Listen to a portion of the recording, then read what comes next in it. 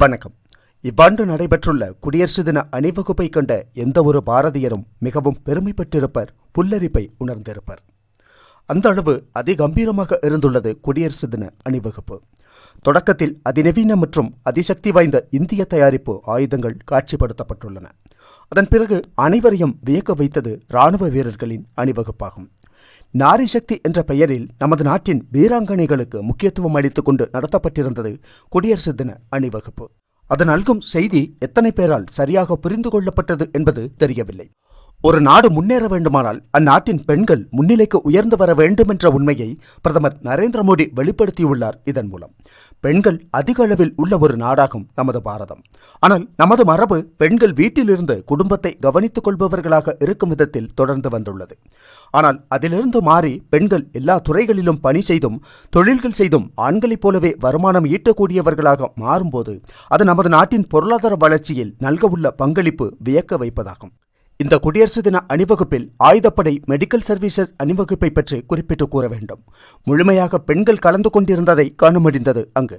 அது மட்டுமல்ல, இதுவரை இருசக்கர வாகன சாகச நிகழ்ச்சிகளில் இராணுவ வீரர்கள் ஈடுபட்டிருந்தார்கள் என்ற நிலையில் இம்முறை வீராங்கனைகள் தங்கள் திறமைகளை வெளிப்படுத்தியுள்ளார்கள். எங்களாலும் எல்லாம் முடியும் என்ற விதத்தில் அதிகம்பீரமான சாகசங்களை செய்து பார்ப்பவர்கள் அனைவரையும் இருக்கையின் நுனியில் அமர செய்துள்ளார்கள் பாரத புதல்விகள். அதை காணக்கூடிய நமது நாட்டின் பெண்களுக்கு அது நல்கும் நம்பிக்கையும் நாட்டிற்கு நல்கக்கூடிய ஊக்கமும் சிறிதல்ல. எல்லா படைப்பிரிவுகளையும் பிரதிநிதித்துவப்படுத்தி பெண்கள் பங்கேற்றுள்ளார்கள். ஏறத்தாழ 80% வரை பெண்கள் பங்கேற்றிருந்தார்கள் என்று சந்தேகமின்றி கூறலாம். 16 மாநிலங்களை பிரதிநிதித்துவப்படுத்தி பல்வேறு துறைகளை பிரதிநிதித்துவப்படுத்தியும் இந்தியாவின் பன்முகத்தன்மையையும் அழகையும் வெளிப்படுத்தும் வாகனங்களின் அணிவகுப்பு நடந்திருந்தது. குடியரசு தின சிறப்பு விருந்தினராக கலந்து கொண்டிருந்த பிரெஞ்சு அதிபர் இமானுவேல் மேக்ரோன் மிகுந்த ஆச்சரியத்தோடு அணிவகுப்பை பார்வையிட்டிருந்ததை காண முடிந்தது. பிரதமர் நரேந்திர மோடியிடமும் தம்மோடு அமர்ந்துள்ள அதிகாரிகளிடமும் ஒவ்வொரு விஷயங்களையும் கேட்டு தெரிந்து கொண்ட பிரெஞ்சு அதிபர் அவற்றை ஆச்சரியத்தோடு கண்ட காட்சிகள் தெளிவாக காண்பிக்கப்பட்டிருந்தன தூர்தர்ஷனில். பின்னர் ஆயிரக்கணக்கான கலைஞர்கள் பங்கேற்றிருந்த கலை நிகழ்ச்சி ஈடு இணையற்றதாக அமைந்துள்ளது. இந்திய விமானப்படை நடத்திய சாகச நிகழ்ச்சி பிரமிப்பை ஏற்படுத்தியிருந்தது. அவ்வாறு எல்லா விதங்களிலும் மனதிற்கு குளிர்ச்சி நல்கக்கூடிய மனது நிறைந்த ஒரு குடியரசு தின அணிவகுப்பாக இருந்துள்ளது இவ்வாண்டு குடியரசு தின அணிவகுப்பு. அது நாட்டிற்கு நல்கக்கூடிய ஊக்கம் மிகப்பெரியதாகும்.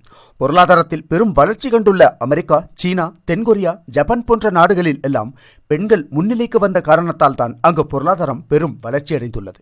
ஆணின் வருமானத்தை மட்டுமே சார்ந்திருக்கும் ஒரு குடும்பத்தில் உள்ள பெண்ணும் சம்பாதிக்க தொடங்கும் போது எத்தனை மாற்றம் அந்த குடும்பத்தில் ஏற்படுமோ அதே போலத்தான் நமது நாட்டின் பொருளாதார வளர்ச்சியிலும் அது வெளிப்படும். பெண்களுக்கும் இளம் பெண்களுக்கும் சிறுமிகளுக்கும் தன்னம்பிக்கை அளிக்கக்கூடிய ஒரு குடியரசு தின அணிவகுப்பாக அமைந்துள்ளது இந்த நாரி சக்தி.